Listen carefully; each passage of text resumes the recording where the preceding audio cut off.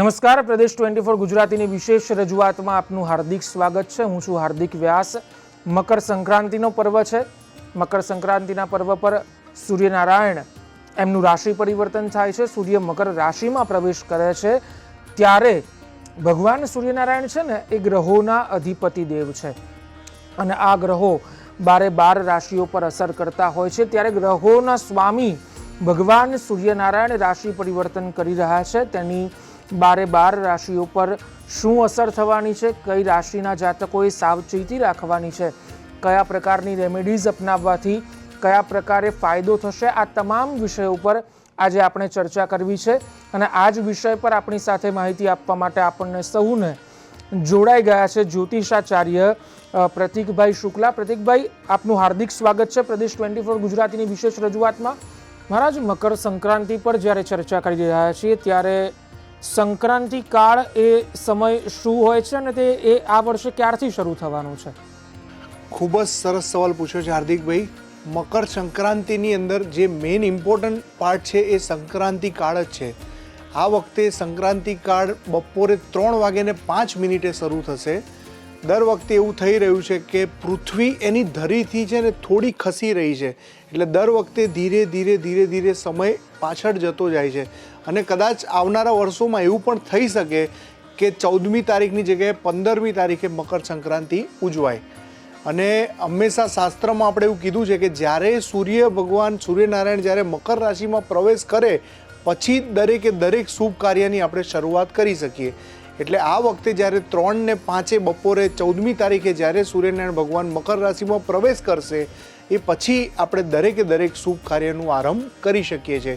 લગ્ન છે, કોઈ પણ સારા તહેવારો છે, કોઈ પ્રસંગો છે, નવી ઓફિસના ઓપનિંગ છે, એ બધી વસ્તુ દરેક શુભ કાર્યની શરૂઆત આપણે 3:05 બપોરે 14 જાન્યુઆરી પછી કરી શકીશું। પહેલો પ્રશ્ન મહારાજ શ્રી જ્યોતિષાચાર્ય શ્રી મારે આપને એ કરવો છે કે પહેલી જ રાશિનું નામ લઈ લઈએ। મેષ રાશિના જાતકોને ભગવાન સૂર્યનારાયણનું જે રાશિ પરિવર્તન થઈ રહ્યું છે એનાથી શું અસરો થવાની છે અને કયા પ્રકારની સાવચેતી મેષ રાશિના જાતકોએ રાખવી પડશે? ખૂબ જ સરસ હાર્દિકભાઈ, હર હર મહાદેવ। થેન્ક યુ મને આ ચાન્સ આપવા બદલ। સૌથી પહેલાં તો આપણે વાત કરીએ મકર સંક્રાંતિ। તમે જે રીતે કીધું એમ કે મકર જ્યારે સૂર્ય પોતે જ્યારે મકર રાશિની અંદર પ્રવેશ કરે ત્યારે સૂર્ય દક્ષિણાયનથી લઈ ઉત્તરાયણની અંદર આવતો હોય છે। ઉત્તરાયણમાં સૂર્યની ઉર્જા એ ખૂબ જ વધારે પડતી હોય છે અને જ્યારે સૂર્ય દક્ષિણાયન સાઈડ હોય ત્યારે સૂર્યની ઉર્જામાં થોડો ઉત્તરોત્તર ઘટાડો થતો હોય છે। એટલે સૂર્યનારાયણ ગ્રહોના રાજા છે। સૂર્યનારાયણ જ્યારે પોતે મજબૂત થાય ત્યારે એમની આસપાસ સૌરમંડળમાં રહેલા ગ્રહોની પણ એમને ઉર્જા મળે છે।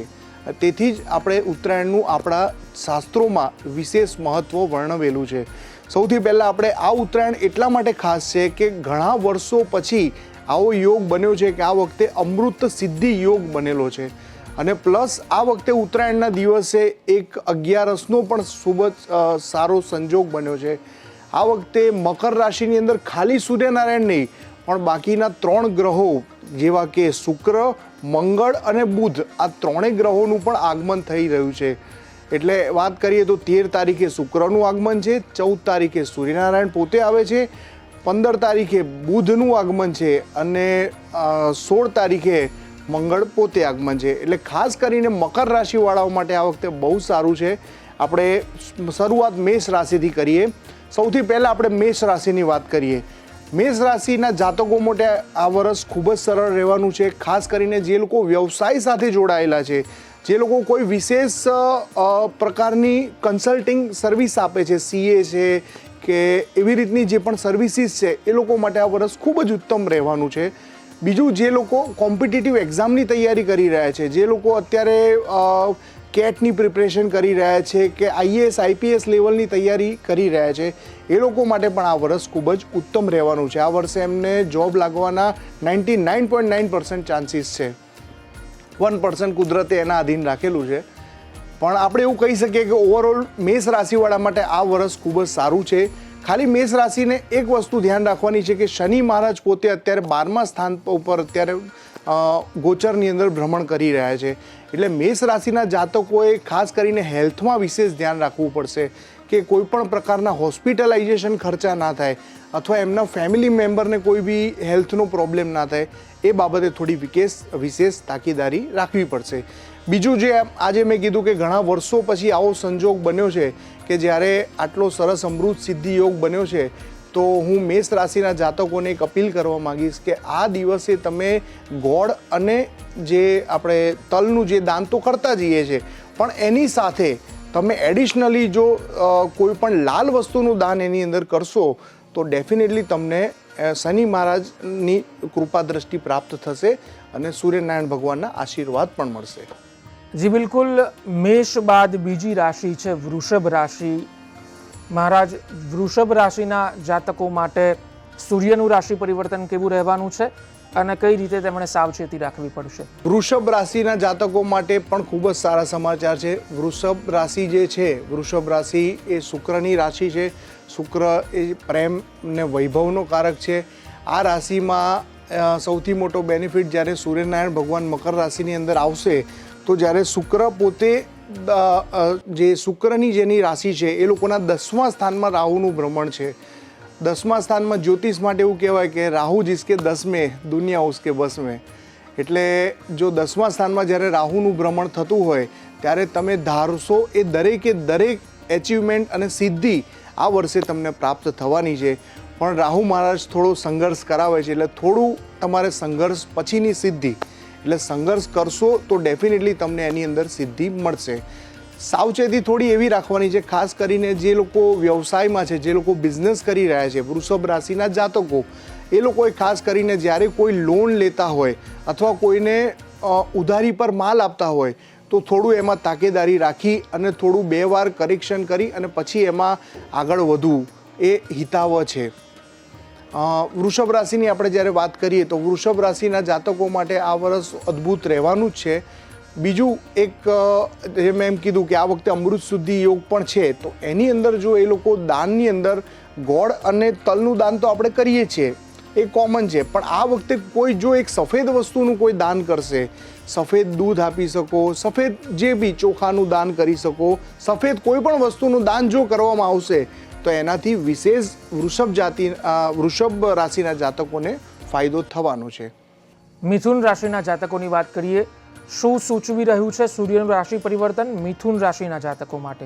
બહુ સરસ સવાલ છે. મિથુન રાશિના જાતકોને આ વખતે ખાસ કરીને જે લોકો પર્ટિક્યુલરલી વાત કરું તો જે લોકો સીએ છે, જે લોકો કન્સલ્ટિંગ ફિલ્ડમાં છે, જે લોકોનું કામ છે બધાને સલાહ આપવાનું, કોઈ એડવોકેટ છે, કોઈ સીએ છે, એ લોકોને ખાસ કરીને આ વખતે ફાયદો એમની જે પર્ટિક્યુલર પ્રેક્ટિસ છે એની અંદર બુધનું બહુ સારું પરિણામ આપશે.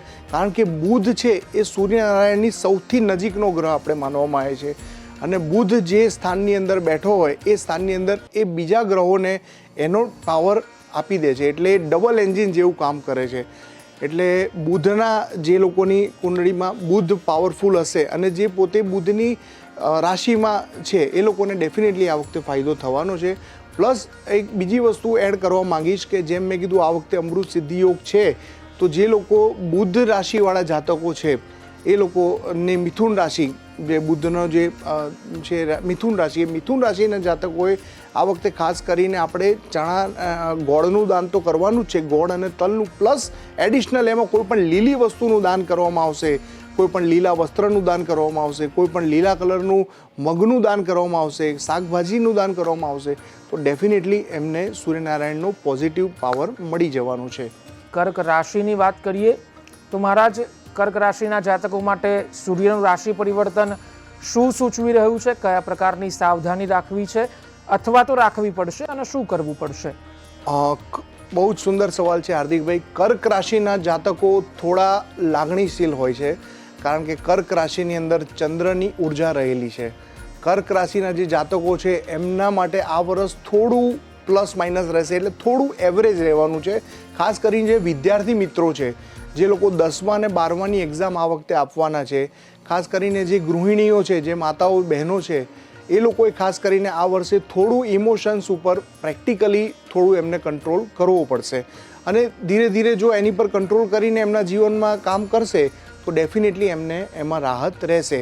કર્ક રાશિના જાતકો માટે આ વખતે એવું કહી શકાય કે થોડું એમને જે સાચવવાનું છે એ શનિ મહારાજ 9મા સ્થાનથી ભ્રમણ કરી રહ્યા છે, એટલે થોડું એમને ખાસ કરીને ધર્મ પ્રત્યેનું એમનું જે વલણ છે એ થોડું વધારવું પડશે, અને ધાર્મિક પ્રવૃત્તિઓમાં જો એ આગળ રહેશે તો ડેફિનેટલી એની અંદર એમને રાહતનો અનુભવ થશે. જી બિલકુલ. હવે વાત કરવી છે સિંહ રાશિના જાતકો માટેની. સૂર્યનારાયણ મકર સંક્રાંતિ પર જ્યારે રાશિ પરિવર્તન કરી રહ્યા છે ત્યારે હવે પછીનો સમય સિંહ રાશિના જાતકો માટે કેવો રહેવાનો છે? ખૂબ જ સુંદર સવાલ છે હાર્દિકભાઈ. સિંહ રાશિ એ સૂર્ય મહારાજની પોતાની રાશિ છે, એટલે એમને વિશેષ સૂર્યનારાયણના આશીર્વાદ તો ઓલરેડી પ્રાપ્ત છે જ, પ્લસ આ વખતે પાવરમાં એમનો વધારો થવાનો છે. સિંહ રાશિના જે જાતકો છે, જે લોકો ખાસ કોઈ પણ પર્ટિક્યુલર વ્યવસાયમાં હોય અથવા કોઈ એક્સપોર્ટ ઇમ્પોર્ટ રિલેટેડ બિઝનેસમાં હોય, ફોરેન સાથે જેને વધારે લેણાદેણી હોય, એવી સર્વિસીસ અને એવા જે બિઝનેસ છે એ બધામાં ભગવાન સૂર્યનારાયણનું આ વખતે વિશેષ એમને ફાયદો મળશે. પ્લસ એ લોકોને ખાસ જે સાચવવાનું છે કે 7મા સ્થાનમાં રાહુનું ભ્રમણ થઈ રહ્યું છે, એટલે ખાસ કરીને પતિ પત્નીના સંબંધોમાં થોડો ક્યાંક ને ક્યાંક પ્રોબ્લેમ આપી શકે છે. તો એ બાબતે થોડું સુમેળભર્યું વાતાવરણ નહીં રહે, પર્સનલ લાઈફ થોડી ડિસ્ટર્બન્સ આપશે, પણ એનાથી ગભરાવાની જરૂર નથી. સૂર્યનારાયણ ભગવાનની ઉપાસના કરવાથી એમાં ડેફિનેટલી રાહત મળશે. અને આપણે આ જે અમૃત સિદ્ધિ યોગની વાત કરીએ છીએ તો એની અંદર સિંહ રાશિના જે જાતકો છે એ લોકો ખાસ કરીને તલ અને ગોળનું દાન તો કરવાનું જ છે, પ્લસ એમાં જો તાંબાના પાત્રમાં ગોળ મૂકીને જો એનું દાન કરવામાં આવશે તો ડેફિનેટલી એમાં એમને એમના જે લગ્ન જીવનમાં જે પ્રોબ્લેમ ચાલી રહ્યા છે એનું એમને સમાધાન મળી જવાનું છે. હવે કન્યા રાશિના જાતકોની વાત કરવી છે. કેવો છે સમય કન્યા રાશિના જાતકો માટે? કન્યા રાશિના જાતકો માટે બંને સમાચાર છે, સારા બી છે અને ખરાબ બી છે. સારા સમાચાર એવા છે કે જે ઘણા ટાઈમથી પેન્ડિંગ કાર્ય જે હતા, જે ઘણા ટાઈમથી તમે પેન્ડિંગ વસ્તુ ચાલતી હતી, કોઈ કોર્ટ મેટર પેન્ડિંગ ચાલતી હોય, કોઈ તમારે ફેમિલી પ્રોબ્લેમ ચાલતો હોય, એનું આ વર્ષે તમને સમાધાન મળી જવાનું છે. પણ કન્યા રાશિના જાતકોને 6ઠ્ઠા સ્થાનની અંદર રાહુનું ભ્રમણ છે, એટલે એ લોકોને ખાસ કરીને જે સાચવવાનું છે એ હેલ્થમાં એમને ધ્યાન રાખવાનું છે. 6ઠ્ઠું સ્થાન છે એ હેલ્થ રિલેટેડ સ્થાન છે, કોઈ પણ બીમારી આવી શકે એવી શક્યતાઓ રહેલી છે, એટલે એ લોકોએ ખાસ કરીને એ ધ્યાનમાં રાખવાનું છે કે તમે કોઈ પણ જ્યારે અમૃત સિદ્ધિ યોગમાં આપણે કીધું એમ કે દાન કરવાનું જ છે, તો એ દાનની અંદર તમે જ્યારે ગોળ અને તલનું દાન કરો, એની સાથે તમારે એની અંદર કોઈ પણ લીલી વસ્તુનું દાન પણ તમારે એડ કરીને તમે કરશો તો ડેફિનેટલી તમને એમાં ફાયદો થશે. હવે તુલા રાશિની વાત કરવી છે. તુલા રાશિના જાતકો માટે સૂર્યનું રાશિ પરિવર્તન કેવો સમય, ખુશીઓ કે પછી તકલીફનો સમય, શું છે આખું ચિત્ર, શું લઈને આવ્યું છે આ રાશિ પરિવર્તન તુલા રાશિના જાતકો માટે? તુલા રાશિના જાતકો માટે આપણે એવું કહી શકીએ કે આ વર્ષ ખૂબ જ અદ્ભુત રહેશે, કારણ કે 4થા સ્થાનની અંદર ઘણા બધા 4 ગ્રહોનું ટ્રાન્ઝિટ થઈ રહ્યું છે. જે આપણો અમૃત સિદ્ધિ યોગ બન્યો છે એ ખરા અર્થમાં તુલા રાશિને એનો ફાયદો થવાનો છે, કારણ કે કુંડળીમાં 4થું સ્થાન એ દરેક પ્રકારના સુખનું સ્થાન છે. એ દરેક પ્રકારના સુખ આ વખતે તુલા રાશિના જાતકોને મળવાના છે. ઘણા ટાઈમથી તમારે કોઈ બી ગાડી લેવાની ઈચ્છા હોય, ઘર લેવાની ઈચ્છા હોય, એ બધું તમારે આ વર્ષની અંદર ચાન્સીસ વધારે છે.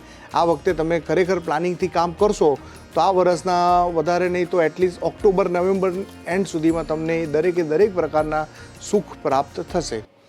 તુલા રાશિ માટે આપણે એવું કહી શકીએ કે તમે જે આપણે અમૃત સિદ્ધિ યોગની વાત કરીએ છીએ એમાં જે વિશેષ દાન જે કરવાનું છે, આપણે ઓલરેડી તલ અને ગોળનું તો દાન કરીએ છીએ, પણ તુલા રાશિ એ શુક્રની પણ રાશિ છે, તો એમાં પણ તમે કોઈ પણ વ્હાઇટ વસ્તુનું દાન તમે એની અંદર એડ કરી શકો છો, અને એ કરો તો એનાથી 100% તમને ભગવાન સૂર્યનારાયણના વિશેષ આશીર્વાદ પ્રાપ્ત થશે. તુલા રાશિના જાતકો માટે આ જે સૂર્યનું રાશિ પરિવર્તન છે ખુશીઓનો ભંડાર લઈને આવ્યું છે એવું કહી શકાય. જેમ મહારાજશ્રીએ જણાવ્યું એમ તુલા રાશિ બાદ વૃશ્ચિક રાશિની વાત કરવી છે. વૃશ્ચિક રાશિના જાતકો માટે કેવો છે સમય અને શું લઈને આવ્યું છે સૂર્યનું રાશિ પરિવર્તન? વૃશ્ચિક રાશિના જાતકો માટે પણ આ વર્ષ ખૂબ જ અદ્ભુત રહેવાનું છે. ખાસ કરીને પર્સનલ લાઈફ કે જે લોકો પ્રેમ સંબંધમાં છે, ઘણા ટાઈમથી માની લો કે કોઈ પણ ડિસ્પ્યુટ ચાલી રહ્યો છે, પ્રેમ સંબંધ હા ના થઈ રહ્યો છે, ઘણા યુવાનો કે જે લોકો લગ્નના ઉત્સુક છે, મેરેજ ઘણા વર્ષોથી થતા નથી, આ વર્ષે વૃશ્ચિક લગ્નના જાતકો માટે 100% એ ચાન્સીસ વધારે છે. વૃશ્ચિક રાશિના જે બી જાતકો છે એ લોકોના આ વર્ષે લગ્ન યોગ 100% થશે. અને આપણે એવું વાત કરીએ કે એ લોકોએ શું કરવું, તો ખાસ કરીને જ્યારે વાત કરીએ આપણે કે અમૃત સિદ્ધિ યોગની અંદર એમણે 2 પ્રકારના દાન કરવા છે. ગોળ અને તલ તો આપણે કરવાના જ છે, પ્લસ એની સાથે એડિશનલ એ લોકો કોઈ પણ સફેદ કોઈ પણ વસ્તુનું એની અંદર દાન કરશે તો ડેફિનેટલી એની અંદર એમને ફાયદો થશે. વૃશ્ચિક બાદ ધન રાશિના જાતકોની વાત કરીએ, કેવો રહેવાનો છે આવનારો સમય? મકર સંક્રાંતિ પછીનો જે સમય છે એ ધન રાશિના જાતકો માટે કેવો રહેવાનો છે મહારાજ? ધન રાશિના જે જાતકો છે એ લોકો માટે આ વખતે થોડું હેલ્થમાં ધ્યાન રાખવું પડશે. ખાસ કરીને જે ધન રાશિ જે જાતકો છે કે ઘણા લોકો જે સ્ટુડન્ટ વર્ગ છે, જે લોકો અત્યારે એક્ઝામ આપી રહ્યા છે, જે લોકો અત્યારે કોઈ ફોરેન એજ્યુકેશનની તૈયારી કરી રહ્યા છે, જે બહાર જવા માટેની જે તૈયારી કરી રહ્યા છે, એ લોકોને ખાસ કરીને હેલ્થ બાબતે આ વર્ષે થોડું ધ્યાન રાખવું પડશે. જો હેલ્થમાં એ ધ્યાન રાખશે તો ડેફિનેટલી એમના દરેકે દરેક કાર્યો આ વખતે પૂરા થશે. જી બિલકુલ. હવે મકર રાશિના જાતકોની વાત કરીએ. ધન રાશિ બાદ મકર રાશિના જાતકો માટે કેવો છે આવનારો સમય અને શું સૂચવી રહ્યું છે આ રાશિના જાતકો માટે સૂર્યનું રાશિ પરિવર્તન? મકર રાશિમાં તો આપણે ઓલરેડી વાત થઈ જ એ પ્રમાણે મકર રાશિમાં આ વખતે 4 ગ્રહો એક સાથે પરિભ્રમણ કરી રહ્યા છે. સૂર્ય, બુધ, શુક્ર અને મંગળ. આ 4 ગ્રહો જ્યારે મકર રાશિની અંદર ભ્રમણ કરી રહ્યા છે તો મકર રાશિવાળાને ડેફિનેટલી એમાં ફાયદો થવાનો છે. કોઈ પણ તમે ઘણા ટાઈમથી પ્રમોશનની રાહ જોતા હોય તમારી જોબની અંદર, જો પ્રમોશન ના મળ્યું હોય તો આ વર્ષે તમને 100% પ્રમોશન મળવાના ચાન્સીસ છે. કોઈ જગ્યાએ તમારા કામ અટકેલા છે, કોઈ પર્સનલ રિલેશનશિપમાં તમારે ડિસ્ટર્બન્સ ચાલે છે, તો આ વખત એમને એ પણ આ વર્ષની અંદર એમને ફાયદો થવાનો છે. પ્લસ સૂર્યનારાયણ પોતે જ્યારે ભ્રમણ કરી રહ્યા છે મકર રાશિમાં તો એમને એમના સમાજની અંદર પ્રતિષ્ઠા પણ મળશે. સૂર્યનારાયણ પ્રતિષ્ઠાના બી કારક છે. એમને કોઈ સમાજની અંદર એમને પદ જોઈતું હોય તો પદમાં પણ એમની ઉન્નતિ થશે ને એમાં એમને પ્રગતિ થશે. જે ખાસ કરીને આપણે વાત કરીએ કે આ રાશિના જે જાતકો છે એ લોકો ગોળ અને તલનું તો આપણે દાન કરવાનું જ છે, પણ એનાથી વિશેષ આપણે એવું દાન કરી શકીએ કે જે રાશિ છે એ શનિ મહારાજની રાશિ છે, તો કોઈ પણ કાળી વસ્તુનું જો એડિશનલ દાન કરવામાં આવશે, અત્યારે ઠંડી ચાલી રહી છે તો તમે કોઈ પણ ગરીબ વ્યક્તિ દેખાય એને ધાબળાનું, કાળા કલરના ધાબળાનું તમે દાન કરી શકો છો, કાળા તલનું દાન કરી શકો છો. કાળી વસ્તુનું જો દાન કરવામાં આવશે તો ડેફિનેટલી સૂર્યનારાયણ ભગવાન એમને વિશેષ આશીર્વાદ પ્રાપ્ત થવાના છે. જી બિલકુલ. હવે કુંભ રાશિના જાતકોની વાત કરીએ. મહારાજ, કેવો છે સમય કુંભ રાશિના જાતકો માટે? કુંભ રાશિના જે જાતકો છે એ લોકો માટે સૌથી વધારે જે ધ્યાન રાખવાની એક બાબત એ છે કે સૂર્યનારાયણ 12મા સ્થાનની અંદર ભ્રમણ કરશે તો કુંભ રાશિના જે જાતકો છે એ લોકોએ થોડું હેલ્થ બાબતે, ખાસ કરીને હૃદયને લગતી બીમારી કોઈ ના આવે એ બાબતે થોડું ધ્યાન રાખવું પડશે. બાકી કુંભ રાશિના જાતકોને આ વર્ષ એટલા માટે ખૂબ જ સારું છે કે તમે કોઈ પણ જગ્યાએ તમારે લીગલ મેટર ચાલતી હોય, કોઈ કોર્ટ મેટર ચાલતી હોય, કોઈ ફેમિલીમાં વાદ વિવાદ ચાલતો હોય તો એનું આ વર્ષે ડેફિનેટલી એમાં ફાયદો થવાનો છે. પ્લસ કુંભ રાશિના જાતકો જો શેર બજારની અંદર અથવા મ્યુચ્યુઅલ ફંડની અંદર જો ઇન્વેસ્ટમેન્ટ કરશે તો એમાં પણ એમને આ વર્ષે ફાયદો થવાનો છે. તો કુંભ રાશિના જાતકો માટે બીજી એક વસ્તુ કહીશ કે તમે જ્યારે આપણે અમૃત સિદ્ધિ યોગની જે વાત કરી, જેમાં આપણે દાન કરીએ છીએ તલ અને ગોળનું, પ્લસ એની અંદર કોઈ પણ પીળી વસ્તુનું જો દાન કરવામાં આવશે, ખાસ કરીને હળદરનો ગાંઠિયો છે કે પીળા પ્રકારના વસ્ત્રો છે, અથવા તમારા કોઈ ગુરુ તમે કર્યા હોય તો એ ગુરુને જો આ દિવસે દાન કરવામાં આવશે તો ડેફિનેટલી તમારા દરેકે દરેક ધારેલા કાર્યો પરિપૂર્ણ થશે. રાશિ ચક્રની છેલ્લી રાશિ મીન રાશિ, 12 રાશિઓ પૈકીની છેલ્લી રાશિ મીન રાશિ. મહારાજ, શું સૂચવી રહ્યું છે આવનારો સમય અને સૂર્યનું રાશિ પરિવર્તન મીન રાશિના જાતકો માટે? મીન રાશિના જાતકો માટે આ વર્ષ થોડું સંઘર્ષમય રહેશે. સંઘર્ષમય એટલા માટે રહેશે કે લગ્નમાં શનિ મહારાજ બેઠા છે. શનિ મહારાજ તમને મહેનત કરાવે, પણ મહેનત કરાવ્યા પછી તમને સિદ્ધિ આપે. અત્યારના આ કળિયુગના જમાનામાં કહેવાય છે શનિ ઇઝ મની, એટલે શનિ મહારાજ તમને પૈસા આપે પણ થોડી તમારે મહેનત કરવી પડે. તમે જેટલી મહેનત કરશો એ મહેનતના પ્રમાણે તમને રિઝલ્ટ મળવાનું છે.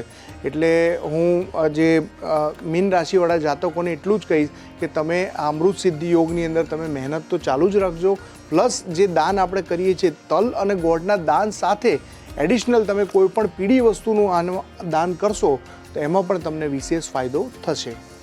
મહારાજ શ્રી, આ તો થઈ 12 રાશિના જાતકોની વાત. હવે ગ્રહોનો અધિપતિ ભગવાન સૂર્યનારાયણ છે, તો ક્યાંય પણ કોઈ પણ વ્યક્તિને, કોઈ પણ રાશિના જાતકને ક્યાંય પણ કોઈ પણ ગ્રહ પીડા હોય તો એવા કયા ઉપાયો કરવા જોઈએ અથવા તો કયા ભગવાનની ઉપાસના કરવી જોઈએ જેનાથી કોઈ પણ પ્રકારની ગ્રહ દશામાં રાહત થઈ શકે? બહુ જ સુંદર સવાલ પૂછ્યો હાર્દિકભાઈ, અને આનો જવાબ હું થોડો વિસ્તારથી આપવા માંગીશ. આપણા ગ્રહ મંડળમાં 3 જ ગ્રહો એવા છે, રાહુ, કેતુ અને શનિ. આ 3 ગ્રહો એવા છે કે જે દરેક જાતકોના જીવનમાં ક્યાંક ને ક્યાંક પ્લસ માઇનસ તકલીફોનો અનુભવ કરાવે છે. એટલે જ્યારે આપણે રાહુ મહારાજની વાત કરીએ તો રાહુ મહારાજને ખાલી ને ખાલી એક જ દેવ કંટ્રોલ કરી શકે છે, અને એ છે દેવ કે દેવ મહાદેવ. એટલે જ્યારે તમારી રાહુની દશા ચાલતી હોય અથવા તમને કોઈ જ્યોતિષીએ કીધું હોય કે તમારે અત્યારે રાહુ તમને તકલીફ આપી રહ્યો છે, તો તમારે ખાસ કરીને મહાદેવજીનું વિશેષ ઉપાસના કરવી જોઈએ. તમારે રુદ્રાભિષેક કરવો જોઈએ, તમારે ઓમ નમઃ શિવાયની માળા કરવી જોઈએ. કશું ના થાય તો ખાલી તમે બુધવારના દિવસે મહાદેવજીના મંદિરે જઈ અને દૂધ અને પાણીનો અભિષેક કરશો તો બી તમારી કુંડળીમાં રાહુ એનું પોઝિટિવ પરિણામ આપશે. બીજો ગ્રહ છે કેતુ. કેતુ મહારાજ પણ એવા જ છે કે જે રાહુ ને કેતુ એક જ અંગના 2 ભાગ છે. કેતુ મહારાજને તમારે ખુશ કરવા હોય તો એના માટે તમારે ભગવાન ગણેશજીની ઉપાસના કરવી પડે. કેતુ મહારાજની કોઈ પણ તમારી કુંડળીમાં કોઈ પણ દશા ચાલતી હોય અથવા ક્યાંક ને ક્યાંક તમે હેરાન થતા હોય તો તમારે ભગવાન ગણેશજીની ઉપાસના કરવાથી કેતુ મહારાજની તમને વિશેષ આશીર્વાદ પ્રાપ્ત થશે, અને આવવાવાળી બધી તકલીફ અથવા જે તકલીફ છે એમાં પણ તમને સચોટ પરિણામ મળશે. અને ત્રીજો ગ્રહ છે શનિ મહારાજ પોતે. શનિ મહારાજમાં એવું છે કે શનિ મહારાજ છે ને એ તમને તકલીફ આપે છે. ખાસ કરીને જે લોકોની સાડાસાતી ચાલુ હોય, જે લોકોની ઢૈયા ચાલુ હોય, એ લોકોને શનિ મહારાજની તકલીફ વધારે હોય છે. તો એવા કેસની અંદર તમે ભગવાન હનુમાનજીનું કંઈ પણ પૂજન કરી શકો છો. કંઈ નહીં તો કશું ના થાય તો એટલીસ્ટ હનુમાન ચાલીસાનો પાઠ કરી અને જો તમે તમારા દિવસની શરૂઆત કરશો તો શનિ મહારાજની દ્રષ્ટિ તમારી ઉપર નેગેટિવ નહીં પડે. એનો હનુમાનજીની ભક્તિથી તમે એ વસ્તુને પોઝિટિવ તમારા જીવનમાં પરિણામ મેળવી શકશો. બિલકુલ મહારાજ શ્રી, આ વખતે અમૃત સિદ્ધિ યોગ બની રહ્યો છે, ત્યારે એ જાણવાની ઈચ્છા છે કે આ અમૃત સિદ્ધિ યોગ જે છે એ શું છે, અને ઓલ ઓવર જો 12 રાશિઓની વાત કરીએ તો કયા પ્રકારે લાભદાયી અથવા તો ફળદાયી હોઈ શકે આ અમૃત સિદ્ધિ યોગ? બહુ સરસ સવાલ છે હાર્દિકભાઈ. અમૃત સિદ્ધિ યોગ એટલે જે યોગ કે જેમાં 1થી વધારે ગ્રહો એ કોઈ પણ એક રાશિમાં જ્યારે ગોચરમાં ભ્રમણ કરતા હોય ત્યારે એ લોકો એક વિશિષ્ટ યોગ બને છે. કારણ કે આપણે જેમ પહેલાં વાત કરી એમ કે દરેક ગ્રહની પોતાની ઉર્જા છે, અને ભગવાન સૂર્યનારાયણની તો એક વિશિષ્ટ ઉર્જા છે. એ બધા ગ્રહોના રાજા છે. એટલે જ્યારે 4 ગ્રહોની જે વિશિષ્ટ ઉર્જા કોઈ પણ એક જ રાશિની અંદર ભ્રમણ કરતી હોય અને પછી એની દ્રષ્ટિ અલગ અલગ ગ્રહો ઉપર અસર કરતી હોય તો એનાથી આખો એક યોગ રચાઈ રહ્યો છે, એને કહેવામાં આવે છે અમૃત સિદ્ધિ યોગ. એના ખાસ કરીને પોઝિટિવ નેગેટિવ બંને આસ્પેક્ટ વધારે હોય છે, પણ પોઝિટિવ સાઈડ આપણે જોઈએ તો દરેકે 12 રાશિમાં જ્યાં જ્યાં એ ગ્રહોની દ્રષ્ટિ પડશે, જ્યાં જ્યાં એ ગ્રહોનું ગોચરમાં ભ્રમણ થશે, ત્યાં ડેફિનેટલી જેટલા બી એ જે જાતકો છે એ લોકોને એમાં સુખદ પરિણામ આપશે. અને એનું નામ એટલા માટે જ અમૃત સિદ્ધિ યોગ છે. અમૃત અને સિદ્ધિ એ બેનો આમાં પોઝિટિવ સમન્વય છે કે જેવું અમૃત પીધા પછી જેવી ફિલિંગ આવે એવી સેમ ફિલિંગ તમે જ્યારે આ યોગ જ્યારે તમારી કુંડળીમાં બને ત્યારે તમને એવો સુખદ અહેસાસ કરાવે છે અને તમારા ધારેલા દરેક કાર્યો સિદ્ધ કરવાનો પાવર આ યોગમાં છે. એટલા માટે જ એને અમૃત સિદ્ધિ યોગ ગણવામાં આવ્યો છે. જી બિલકુલ. કઈ રાશિના જાતકોએ કયા ભગવાનની ઉપાસના કરવી જોઈએ અથવા તો કયા ગ્રહની દશા હોય તો કયા ભગવાનની ઉપાસના કરવી જોઈએ એ જાણ્યું. હવે એ જાણવું છે કે અલ્ટિમેટલી આખો જે પર્વ છે મકર સંક્રાંતિનો એ સૂર્યનું મકર રાશિમાં પ્રવેશ એના સાથે જોડાયેલો છે. તો અને સૂર્ય ભગવાન જે છે એ ગ્રહોના અધિપતિ ભગવાન પણ છે, ત્યારે સૂર્ય ઉપાસનાથી કોઈ પણ ગ્રહની પીડામાંથી કઈ રીતે બચી શકાય? સૂર્ય ઉપાસના કરવાથી શું લાભ થતા હોય છે, સ્પેશિયલી કુંડળીની ગ્રહોની દ્રષ્ટિએ જોઈએ તો? ખૂબ જ સરસ સવાલ પૂછ્યો હાર્દિકભાઈ તમે. સૂર્ય એ દેવોના રાજા છે, સૂર્ય એ પ્રતિષ્ઠા છે, સૂર્ય એ પદ છે, સૂર્ય એ પિતા બી છે. એટલે ઘણા ફેમિલીમાં આજે આપણે મોડર્ન ફેમિલીમાં જોતા હોઈએ છીએ કે પિતા પુત્ર વચ્ચે ઘણા બધા મતભેદો ચાલતા હોય છે. તો ખાસ કરીને, અને સૂર્યની ઉપાસના કોઈ પણ વ્યક્તિ કરી શકે છે, એવું નથી કે આ પર્ટિક્યુલર રાશિના લોકોએ જ કરવી. દરેક વ્યક્તિ જેને જીવનમાં પ્રગતિ કરવી છે, જેને જીવનમાં કંઈક સિદ્ધિ હાંસિલ કરવી છે, એ લોકોએ સૂર્યની ઉપાસના કરવી જ જોઈએ. અને ખાસ કરીને આદિત્ય હૃદય સ્તોત્રના પાઠ કરવા જોઈએ. એનાથી જીવનમાં બહુ જ બધા સુખદ પરિણામો મળે છે અને મેળવેલા છે લોકોએ. જી બિલકુલ, મકર સંક્રાંતિનું જ્યારે પર્વ છે ત્યારે સૂર્યનારાયણ સાથે જોડાયેલો આ ઉત્સવ, આ પ્રસંગ, આ ધાર્મિક પ્રસંગ, એટલે સૂર્યનારાયણ વિશે એવું કહેવાય, એમનો એક મંત્ર મને બહુ ગમે છે, જેનું નિત્ય જપ પણ કરતો હોઉં છું, કે આદિત્યાય વિદ્મહે દિવાકરાય ધીમહિ તન્નો સૂર્ય પ્રચોદયાત. કોઈ પણ રાશિના જાતક હોય, જો સૂર્યનારાયણની ઉપાસના કરશે તો એનાથી ખૂબ જ ફાયદો થવાનો છે. અલ્ટિમેટલી સૂર્ય સૌથી શ્રેષ્ઠ ઉર્જાનો, આ બ્રહ્માંડનો એકમાત્ર સ્ત્રોત છે એવું પણ કહેવાય છે. સૂર્ય ખૂબ જ પોઝિટિવ એનર્જી પ્રદાન કરનારા ભગવાન છે.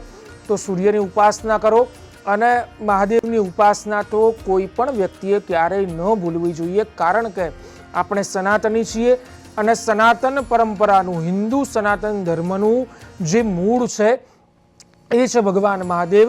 અને શિવ મહાપુરાણે તો એવું કીધું છે કે ભગવાન મહાદેવની ઉપાસના કરવાથી, શિવલિંગ ઉપર જળાભિષેક કરવાથી તમામ ગ્રહો અને તમામ નક્ષત્રો અને તમામ દેવી દેવતાઓની પૂજાનું ફળ પ્રાપ્ત થાય છે. તમે કોઈ પણ ગ્રહ દશા ભોગવી રહ્યા હોય, ચાહે શનિની ઢૈયા હોય કે પછી રાહુ તમને પરેશાન કરી રહ્યા હોય, કોઈ પણ ગ્રહ દશા હોય, જો તમે મહાદેવની ઉપાસના કરશો, હનુમાનજી મહારાજની ઉપાસના કરશો, સૂર્યનારાયણને અર્ઘ્ય આપી અને નિત્ય સૂર્ય ઉપાસના કરશો તો ખૂબ જ ફાયદો થવાનો છે. મહાદેવની ઉપાસના કોઈ પણ વ્યક્તિ માટે, કોઈ પણ સનાતની માટે, કોઈ પણ રાશિના જાતક માટે સર્વશ્રેષ્ઠ માનવામાં આવી છે. તો મકર સંક્રાંતિનું આ મહાપર્વ, આવો મહારાજશ્રીએ બતાવ્યું એ પ્રમાણે કર્મ કરીને, એ પ્રમાણે રેમેડીઝ અપનાવીને પુણ્ય અર્જિત કરીએ અને આ સમાજમાં એક ખુશીઓનો ઉત્સવ બનાવીએ, ખુશીઓ ફેલાવીએ. પોતાનાને અને પોતાની સાથે જોડાયેલા લોકો હંમેશા રાજી રહે એવા સતત પ્રયત્નો કરીએ, કારણ કે શાસ્ત્ર એમ કહે છે કે અવશ્યમેવ ભોક્તવ્યમ કૃતમ કર્મ શુભાશુભમ. તમે કરેલા સારા અને ખરાબ કર્મો તમારે ભોગવવા જ પડશે. તો આપણી સાથે રહેલા લોકોને અને આપણા પરિવારજનોને અને મનુષ્ય માત્રને રાજી રાખવાનો પ્રયત્ન કરીશું તો સ્વયં ઈશ્વર આપણને રાજી રાખવા માટે આતુર હશે. આ કર્મનો સિદ્ધાંત છે, આ ગીતામાં કૃષ્ણ પરમાત્માએ પણ કહ્યું છે. અમારી વિશેષ રજૂઆતમાં અત્યારે બસ આટલું જ. મને રજા આપશો. નમસ્કાર.